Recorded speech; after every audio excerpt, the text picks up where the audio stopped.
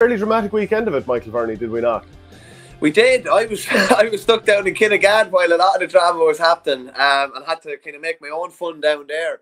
But by all accounts, what was happening up at HQ, and particularly the closing minutes of the football final was unbelievable. I didn't think anything could probably rival the closing minutes of maybe last year's football final. But as you said there, and I rarely give you credit, but I give you credit this time. It was up on the OurGame website. What was the headline you had for the football final? Wheel turns for Ferris. Beautiful. Yeah, I mean, the Ferris wheel is turning. It really was a magical finish for him, because like that save from Conor Glass. Now, I'd still maintain that I think Glass should have finished it no matter what. The glass was half empty this time. No, I'm not trying to make fun or anything like that. But it was a huge chance. It should have been buried. But what an incredible save at the same time. Like both sides of it there. Incredible save, but probably should have been finished. And can you imagine if it had to happen 2 years in a row to Crokes? Yeah, it was mad to think, obviously, and we didn't really talk about it actually in the build up to the game, that the two beaten finalists from 2022 were back in 2023, and both kind of exacted revenge, not necessarily on the same opponents or anything like that, but had obviously a miserable experience there last February, and had one of the most glorious days in both of their clubs' history yesterday. The Conor Glass chance, just looked back at it several times. It's one of those moments. I don't know if you've ever had it in a game where it almost was like time stood still after he kicked the ball. And he didn't connect with it badly, but it just seemed like there was so much time from when it left his boot to when it nearly went in to when it didn't go in. You are literally, it's rare in the game, you're literally standing nearly looking like that. And that's what it was. And fairness to Ferris, you can't ask for anything more than a keeper getting down low to the corner and turn it around. From Glass's point of view, obviously, he will be disappointed, and obviously a player of his class would normally put away a chance like that. It's not as if he fluffed his lines or anything like that, just probably didn't maybe connect as nicely as he would have had. And I see that those pictures coming up on the screen. There was a great picture the Crokes Twitter had up of Rory O'Carroll standing on the kind of dais in 2009, standing up with the trophy, and then doing the same yesterday. Older, obviously a bit more experienced, but I'm sure him in particular, he would have taken, there it is there. It's a brilliant picture. Things have changed a bit for him and changed a bit for Crokes since then, but absolutely unbridled joy for them yesterday, no doubt. Yeah, and there's a picture of Conor Ferris. I mean, you can imagine the difference in his emotions yesterday compared with last year against Kilmacud. That's not to blame him entirely for what happened against Kilmacud, because he drove the ball out, but other lads had a huge amount of opportunities to get tackles in. But so it was a tough one for him on that day. And I think any player who was in his position would probably take that really, really hard. But yeah, brilliant win for Crokes for a finish. But like all this talk now of a replay, potentially because they had 16, maybe even 17 players, if you want to include, was it Darragh Mullen or was it Paul Mannion who was at the side and hadn't quite got off the pitch yet? Where do you lie when it comes to the club have been asked, and there was a statement put out. I'll go and check that in a second. Malachy O'Rourke, straight after the game, he wasn't overly inclined towards it. But where do you stand when it comes to this? I'm not a kind of a rules merchant when it comes to something like this. What I would probably come back to is whether it had any effect on the play or any impact in the final result, and I don't think it did, or definitely not in any way directly did it have any effect on them not being able to get a leveling score or a winning score in the case of a goal. So I'm not as clear cut as a rule was. I presume a rule was broken. Obviously, I can't believe it though that whatever about this in a college's game where there's consternation on a sideline and there's loads of lads coming or going and there's no fourth official. For this to happen in Croke Park is absolutely bonkers in an All-Ireland club final. And it's just not acceptable at all. They're all mic'd up together. They're all in constant communication together. Something like this just should not happen. A basic rule of thumb: nobody goes on until somebody goes off. It's the most basic rule of thumb when it comes to substitutions.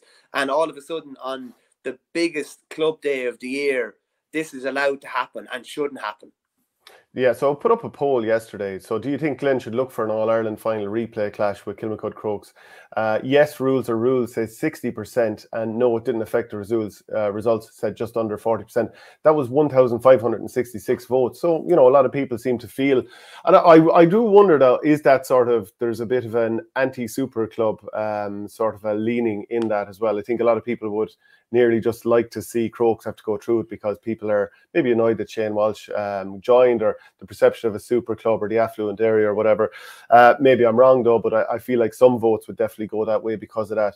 In Gaelic Life, the chairman of Glenn, Barry Slowey, said, "We'll be seeking clarification from the GA and check all facts before we make any decision on the way forward." So it may not be the end. I see a comment here from A Sully 180. The most likely outcome will be a fine for Kilmacud. Yeah, imagine if you were on the beer last night and you're on the beer today, and official GA communications comes through, will say, just say tomorrow morning at 12 o'clock when you're low as snake's belly, and the game has been replayed next week. Like, I mean, from a winning point of view, you're low, but you're high. Like you're low from just carnage, no sleep, a lot of porter. And you wake up on the Tuesday morning and, you know, I don't know, a message pops through from Robbie Brendan into the WhatsApp group saying this game has been replayed next Saturday or Sunday. It'd be a bit of a mad one. I find it very hard to believe that there will be a replay. I think the GA need to come out and put their hands up here. I don't know if is this a Kilmacud problem or is this a GA problem, in the sense of, like, if it was Dara Mullen or if it was Paul Mann, if it was Dara Mullen, shall we say, it should have been off. Like, is it his duty to know that he is coming off the field, or is it someone else's duty to make sure that he is off the field before the play continues? I'm sure it's not a case of, no one would stay on purpose and jeopardize the win, if you get me. Do you know what I mean? Wouldn't they? No, I'm not saying in this case, but I think people would. I think maybe I wouldn't, because I think it's madness. I think if you're going to lose, I don't think, you know, an extra person on the field is going to make that much of a difference. But if you're found to have an extra person on the field, there's a great potential that you're going to lose the game or lose your winning position, and a new game is going to have to start all over again. I think that's a bit of a mad one, but I do think the GA need to put their hands up here and admit that this was a serious fault on their behalf.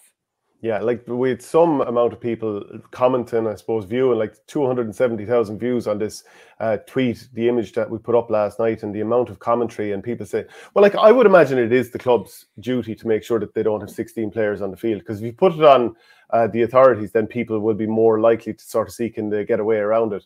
I do think there are players who, like, wasn't it the 1995 All-Ireland when Charlie Redmond was sent off and he didn't go off straight away and stayed on for an extra few minutes? ML89 said there's a precedent for a replay. Leishan Armagh had to replay a game a few years ago with similar incident, and Meath had to replay the Christy Ring final after getting the trophy and celebrations. And of course, Offaly 1998. Yeah, people are never short of a reason to bring that one up now, in fairness. It's obviously 25 years this year as well. And I kind of what I was saying there earlier about getting the message about the replay, you know, the Offaly lads, I think the Offaly lads were on about training that Monday, and a couple of them definitely weren't going training. They were going to let their hair down, so to speak, and then word came through that there was a replay coming. I think Johnny Pilkington still didn't go to training because he was, shall we say, too far gone at that stage. But that was, and it's amazing. It's amazing what would the momentum changes or shifts if the game were to be replayed. Glenn would have another shot at Kilmacud. Like, Clare were in an All-Ireland final at that stage. Kilmacud have a trophy. And imagine having to give the trophy back and go to play to win it again. John Collins says Crokes didn't sneak a player on. They didn't cheat. The officials allowed play to restart before the substitutions were closed off. Unfair, to be honest, in my opinion, that Crokes are fined. One of the players, says Adrian McGrath, who should have been gone, was on the goal line, for God's sake. Verney, a Crokes team that panics in the last minute had an extra man in there. So did he know he was taken off? Like that's we don't even know that, whether he knew he was supposed to be off the pitch or not. Yeah. You do see Darren Mullen. He's number 14 there, just to the left side of the goals there, left of the middle, just under the black spot, more or less. Look, I don't think any players were trying. I just think it was one of those honest errors. I don't see there being a replay over this.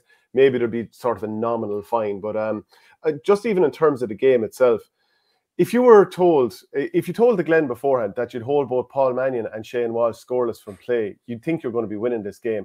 But still, I mean, obviously there was the penalty for Shane Walsh, seemed it just like, did you think that was inside or outside? I see different people giving out about where the foul actually took place, but I thought it was a bit of a crazy foul, I have to say. But overall, Crokes created 27 chances to 17. Mannion popped over a free for himself. Shane Walsh obviously knocked over a few frees as well as the penalty. You know, like after the first 15 minutes, at which stage Glenn were 1-3 to a point ahead, they didn't even create a scoring chance for the rest of the half. So the second half of the first half, they didn't even create a chance. And it was just complete takeover from Crokes. And if Aidan Jones had to score that goal at the start of the second half, maybe they would have cruised away. But it still was a brilliant game. And I would have said that, and I don't know what you think, but I think physically, if you look at the players and maybe the quality of the game, it was closer to inter-county standard than maybe the club hurling final was. Because and maybe this is because the pitch was obviously not in great state. Maybe it's more of a factor in the hurling, because when you're trying to lift the ball up off the ground, it'll still come up easier on a bad pitch in football than it will in hurling. So maybe that's part of the reason. Yeah, we get into the pitch in a minute, maybe when we talk more about the hurling final. But I only got to watch the highlights back this morning of the football. I got to watch all of the hurling, but it was a really exciting game, and any sort of a game for a trophy where it's tight. And you're not sure who's going to win down the stretch is always going to be interesting. Shane Walsh was obviously quiet from play, but how important, you know, borderline or otherwise, how important was the penalty? Because they were in a bit of trouble at that stage. Just say that penalty had been saved, they're 5 points down.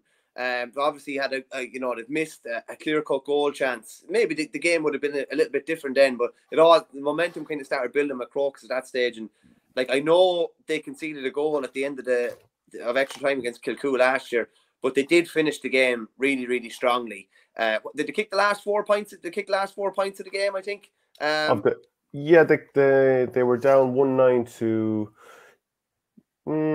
Crokes did, yeah. Yeah, 1-9 to 1-7. They kicked the next 4 points, and I know you could say they were hanging on to some respect at the end, and they obviously Ferris had to pull off the save from Glass, but they did finish. You know, they finished really strong, and we've talked about, you know, the absence of Mannion and Shane Walsh being quiet in other games. It was, as we used to say about like some of them on the Sunday game, it was your Dara Mullins, it was your Shane Horns, it was all these lads, like Shane Horn coming in, winning a free, getting on a couple of possessions. That's the quality of the player they're able to call upon. So while they mightn't all be, you know, Dublin stars or whatever, or Shane Walsh might have been quiet, it was all the other lads that have probably really driven the thing, maybe, you know, not as obviously maybe as Shane Walsh or Paul Mannion has, but they were absolutely driving it yesterday, and they were key. And I thought Mullen was outstanding.